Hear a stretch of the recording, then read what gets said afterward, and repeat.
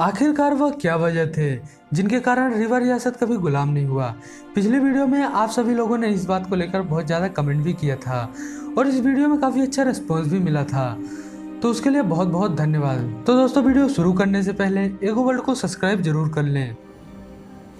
वैसा तो देखा जाए कि इतिहास की हर घटना का संपूर्ण रूप से निचोड़ निकाल पाना बेहद नामुमकिन है।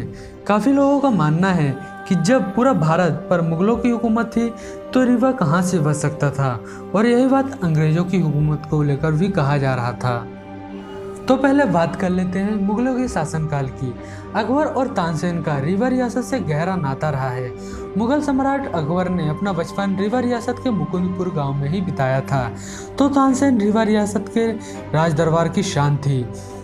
पूरे बात बता दें आपको कि पूरे भारत में मुगल सल्तनत का झंडा फहराने वाले बादशाह अकबर का बचपन रीवा में ही गुजरा है, और इसका कारण यह था कि उनके पिता हुमायूं जब फारस में अज्ञातवास में थे तब अकबर को रीवा के मुकुंदपुर गांव में छुपाया गया था। इस वजह से अकबर की पढ़ाई लिखाई भी नहीं हो पाई थी। अब बात आती है कि रीवा के गुलाम न होने से इससे क्या संबंध है। तो दोस्तों, संबंध है। जिस समय मुगल सम्राट अकबर पूरे देश भर में बादशाहत कर रहे थे तब उनकी नज़र रीवा के अनमोल हीरा पर पड़ी थी जिसका नाम तानसेन था। उनके स्वर में ऐसा जादू था जिसे सुनकर कोई भी मदहोश हो जाता था। अब किसी भी हालत में बादशाह अकबर को तानसेन जैसा कलाकार अपनी सभा की शोभा बढ़ाने के लिए चाहिए था। वहीं दूसरी ओर रीवा रियासत ने इतिहास में कभी कोई बड़ी जंग नहीं लड़ी, और जब भी कोई ऐसी स्थिति उत्पन्न भी होती थी तो किसी न किसी बात से या किसी व्यक्ति विशेष से समझौता कर लिया करते थे, और इस बार भी ऐसा ही हुआ था। रीवा ने मुगलों को तानसेन दिया था और बदले में मुगलों से 4 बेहद खतरनाक तोपें मिली, और इस पर भी मुगलों की बादशाह स्वीकार न करके रीवा उस समय भी आबाद रहा था और मुगलों का गुलाम नहीं हुआ। असल में गुलाम उसे कहा जाता है जो मेहनत करके भी दूसरे के भरोसे रह रहा हो या दूसरों का जुल्म सह रहा हो, किसी दूसरे के अधीन रह रहा हो। लेकिन रीवा के साथ ऐसा नहीं था। रीवा की पहले की भौगोलिक संरचना भी बेहद शानदार थी। रीवा से जुड़े लगभग हर क्षेत्र और बाकी पश्चिमी क्षेत्र ज़्यादातर हिस्सा जंगलों से ढके हुए थे, जिनके कारण रीवा के जंगलों में सफ़ेद बाघ पाए गए थे। इस कारण से रीवा आदि क्षेत्रों में जन आबादी काफ़ी कम थी। इस कारण से रीवा काफ़ी सुरक्षित क्षेत्र भी रहा है। यह बात आप जानते ही होंगे कि अंग्रेज भारत इसलिए आए थे कि वह इसे लूट सकें और ज़बरदस्ती मजदूरों से काम करवा कर व्यवसाय कर सकें, लेकिन प्राकृतिक संरचना के कारण इन सबसे भी रीवा बचा रहा।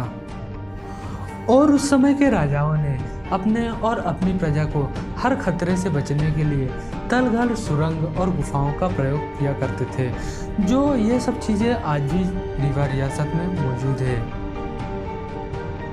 ये सब प्रमुख कारण थे जिनके कारण रीवा रियासत कभी गुलाम नहीं हुआ।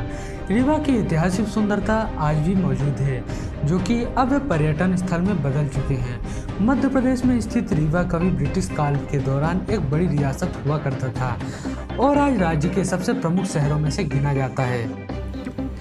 रीवा रियासत एक प्रसिद्ध ऐतिहासिक विरासत के रूप में भी जाना जाता है, जो अपने प्राचीन किले भवनों के साथ साथ प्राकृतिक खजानों के लिए भी काफ़ी प्रसिद्ध है। तो सबसे पहले चलिए रानी तालाब की ओर रुख करते हैं। दरअसल तालाब के रूप में प्रसिद्ध जगह यह वास्तव में एक प्राचीन कुआं है। रानी तालाब राज्य के सबसे पुराने कुओं में से एक है और इस तालाब को मान्यताओं के अनुसार पवित्र जलाशय भी माना जाता है, क्योंकि यह राज्य के प्रसिद्ध काली मंदिर के निकट स्थित है। और यहाँ पर ऐतिहासिक प्रसिद्ध गोविंदगढ़ का किला भी मौजूद है।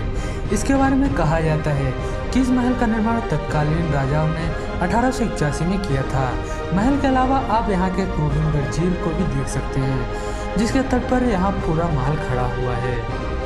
और यहाँ के जंगलों में ही भारत का सबसे पहला सफ़ेद बाघ भी पाया गया था। अब चलिए रुक करते हैं रीवा के प्रसिद्ध किला की ओर, जो कि रीवा फोर्ट के नाम से भी जाना जाता है।